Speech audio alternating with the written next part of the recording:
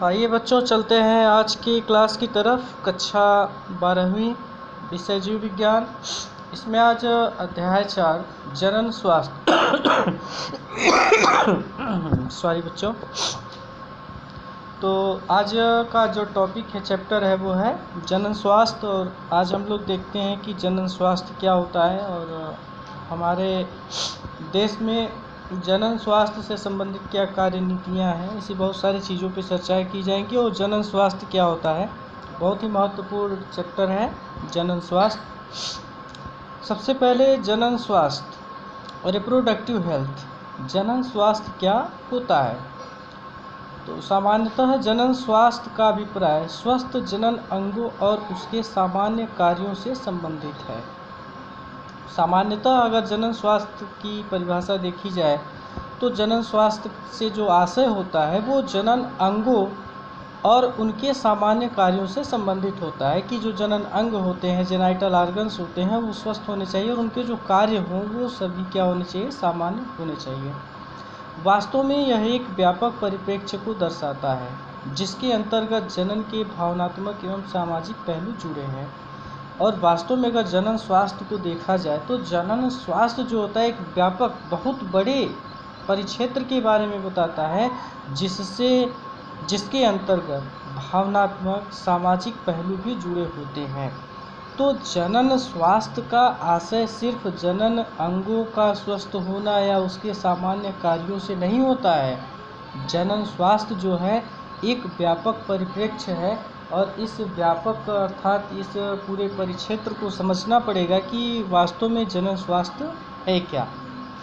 तो इस पे WHO, वर्ल्ड हेल्थ ऑर्गेनाइजेशन के अनुसार WHO ने जनन स्वास्थ्य के बारे में बताया है कि जनन स्वास्थ्य का अर्थ जनन के सभी पहलुओं के साथ साथ एक संपूर्ण स्वास्थ्य अर्थात शारीरिक, भावनात्मक, व्यवहारात्मक तथा सामाजिक स्वास्थ्य है।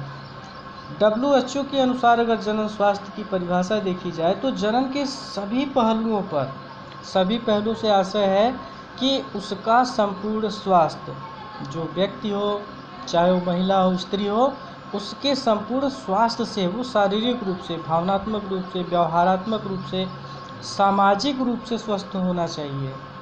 इसको हम कहते हैं जनन स्वास्थ्य।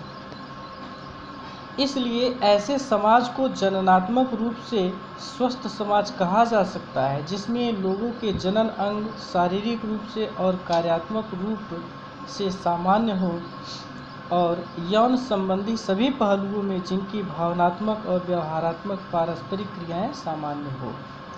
तो इस तरीके से अगर जनन स्वास्थ्य को देखा जाए तो जनन स्वास्थ्य से आशय है कि जनन अंगों के साथ साथ उनके शारीरिक, कार्यात्मक, भावनात्मक, व्यवहारिक, पारस्परिक, ये सारी जो क्रियाएं हैं वो सामान्य रूप से एक समान होनी चाहिए।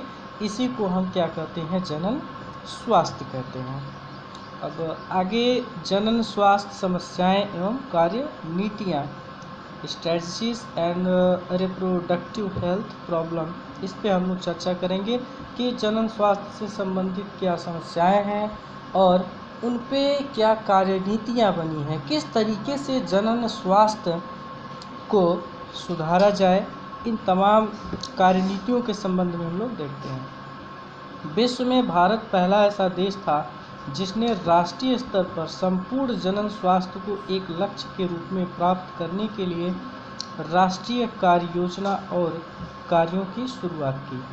तो अगर जनन स्वास्थ्य की कार्य नीतियों की बात की जाए तो पूरे विश्व में भारत ऐसा पहला देश था जिसने राष्ट्रीय स्तर पर संपूर्ण जनन स्वास्थ्य अर्थात कि जनन अंगों के साथ साथ उनके सामाजिक, व्यवहारिक और शारीरिक स्वास्थ्य, इन समस्त क्रियाओं को, इन समस्त चीज़ों को ध्यान में रखते हुए कार्य नीतियों को इन्होंने राष्ट्रीय स्तर पर कार्य नीतियाँ बनाई और इनकी शुरुआत की। तो इसे शुरुआत में परिवार नियोजन, अब परिवार कल्याण के नाम से जाना जाता है। इसकी शुरुआत 1951 में हुई थी। तो इस तरीके से आज आप लोगों ने देखा कि हम लोगों ने आज जनन स्वास्थ्य अध्याय में जनन स्वास्थ्य क्या होता है, WHO के अनुसार उसकी परिभाषा क्या होती है और ओवरऑल जनन स्वास्थ्य कहते किसे हैं इसके बारे में हम लोगों ने समझा, और जनन स्वास्थ्य की समस्या और कार्यनीतियाँ क्या है इसके संबंध में हम लोगों ने आज जानकारी ली, और बाकी अगले टॉपिक में अध्ययन किया जाएगा।